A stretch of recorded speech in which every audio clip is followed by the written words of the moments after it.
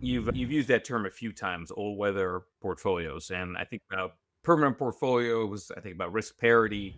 Talk to me about sort of all weather in from a behavioral context. Well, all weather means that when you're talking about clients, you're saying that we didn't design this portfolio just for the optimistic case. And this world is completely biased towards optimism. Even now, I mean, even if you look at all of the threats between high sovereign debt levels, between God knows what's going to happen in terms of the tariff scenario and how that plays out in the economy, all of these different things, it's strange that we're just taught as advisors, investors, sort of this mindset of it's fine. And that comes from decades and decades of training for advisors that just says as long as you hold stocks for 20 years or longer, you would have never lost money. And so it creates, and plus Gene Fama is a powerful influence in this whole idea that all you need to do is hold on to stocks and that's where you get the best return.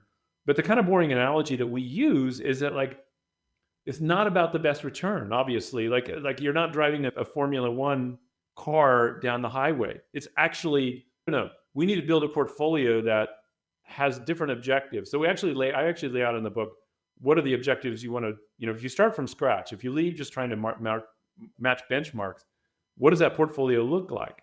And what that portfolio looks like is trying to avoid losses, above inflation gains, locking in gains when you have them, as much consistency of returns as possible. And so it's addressing all these different kinds of markets and starting from a totally different place.